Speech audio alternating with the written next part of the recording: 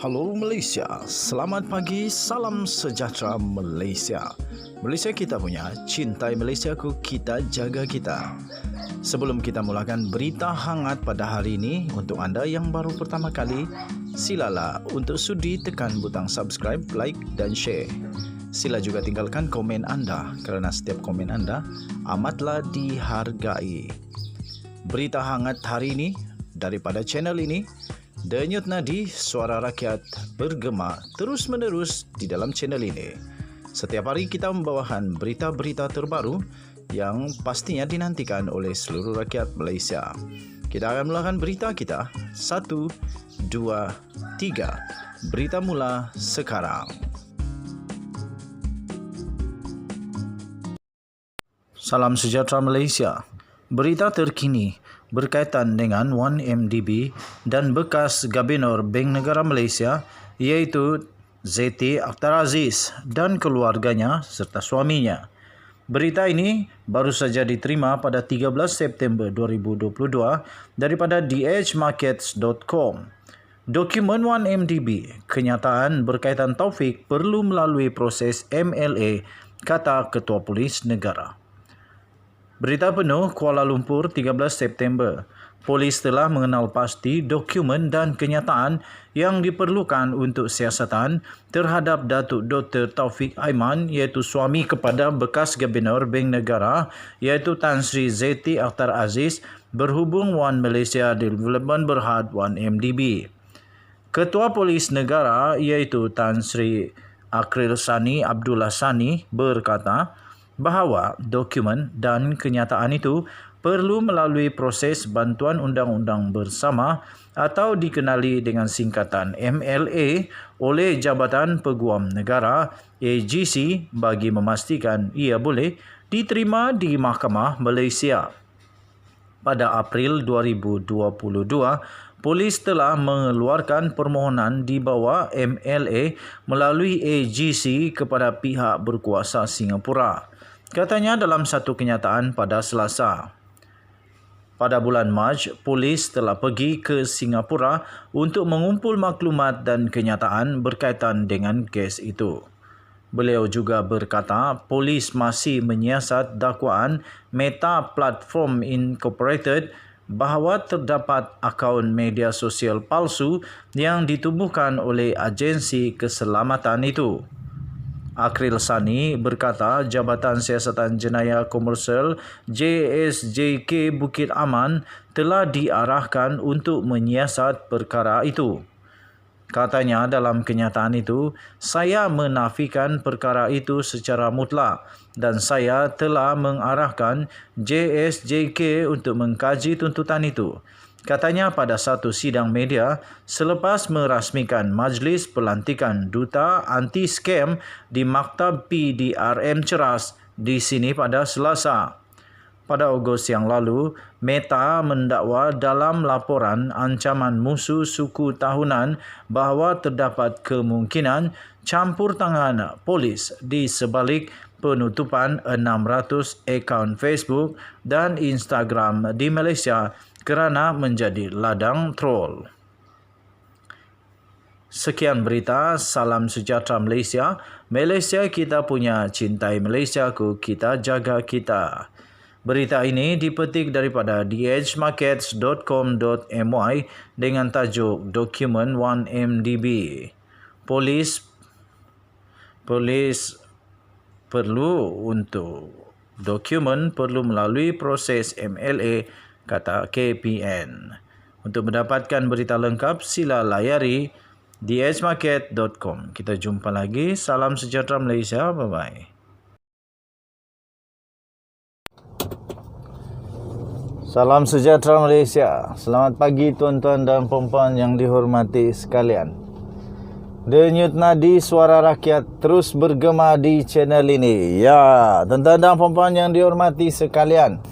Sekali lagi Khairi Jamaluddin membuat pengumuman yang mengejutkan seluruh Malaysia.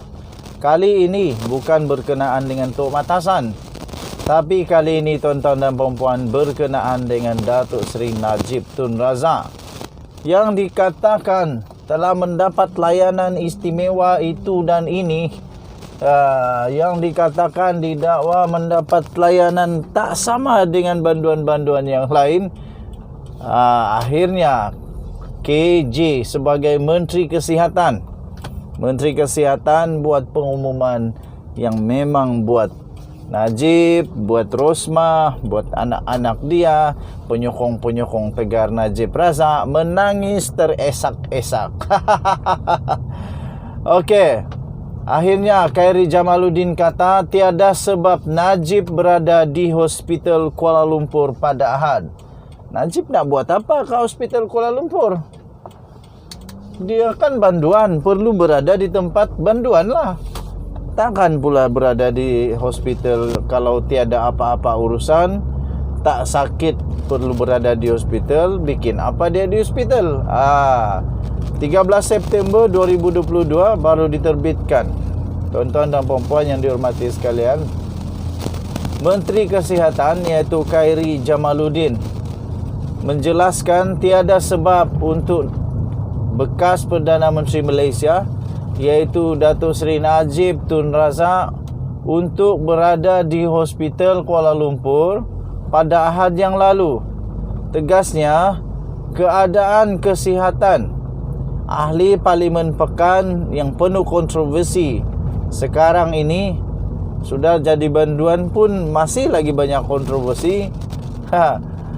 Yang sedang menjalani hukuman penjara 12 tahun itu adalah memuaskan.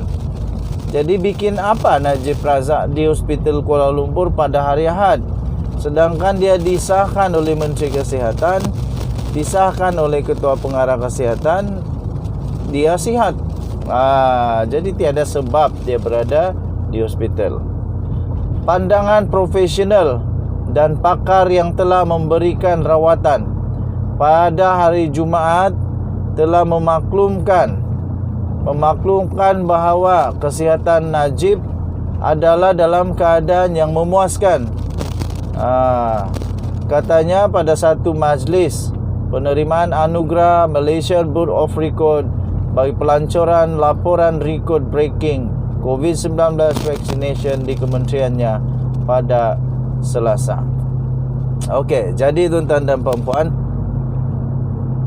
Najib Razak sudah dikeluarkan daripada hospital kerana dia sudah cukup sihat.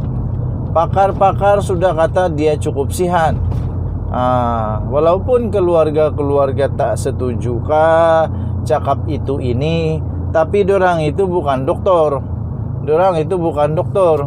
Pertama, kedua, dorang tidak tahu mana yang Najib boleh wajib masuk ward ataupun tidak. Memanglah kita sebagai keluarga sakit sikit pun memang dah bising. Okeylah tuan-tuan dan puan-puan yang dihormati sekalian, itulah berita terkini tentang Najib Razak. Bagaimanapun beliau turut juga berkata, bagi mengelakkan sebarang pertikaian di masa hadapan, Najib dimasukkan ke Hospital KL pada hari Isnin untuk menjalani pemeriksaan yang lanjut. Jadi nanti bising pula orang-orang entah siapa. Katanya, saya memaklumkan kepada Timbalan Ketua Pengarah Kesihatan Perubatan, Ketua Pengarah Perubatan Datuk Dr. Asmayani Kalib, buatlah segala pemeriksaan dan saringan agar tiada lagi pertikaian, katanya. Jika sudah lengkap, laporan akan diserahkan kepada Najib dan mahkamah sekiranya perlu, katanya. Khairi berkata, 2 mesyuarat konsultasi yang telah diadakan bersama keluarga Najib yang turut disertai oleh Datin Sri Rosmah Mansur. Katanya, saya sebenarnya tidak mahu beri maklumat lanjut, tapi ia telah menjadi isu umum. Jadi saya kena jawab untuk menjaga integriti Kementerian Kesihatan Malaysia KKM, katanya.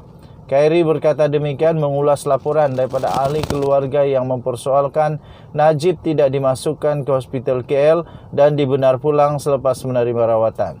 Sementara itu, Khairi turut menolak dakwaan bahawa ubat tekanan darah tinggi Najib ditukar. Katanya dulu beliau ambil ubat yang dibeli daripada hospital swasta. Namun apabila dirujuk ke Hospital KL, ubat generik diberikan. Ubat-ubatan itu adalah sama, formula sama tetapi generik.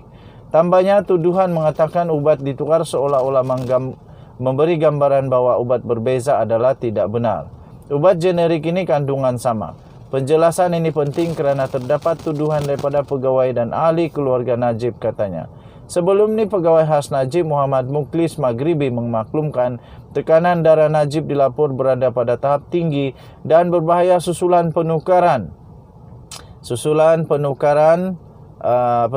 ubat yang diberikan untuk merawat masalah ulcer dalam perutnya. Pada perkembangan lain, Khairi berkata KKM akan membuat perolehan vaksin COVID-19 jenis baru untuk varian yang baru. Okey, itulah Denyut Nadi Suara Rakyat, terus bergema di channel ini. Kita jumpa lagi. Bye-bye.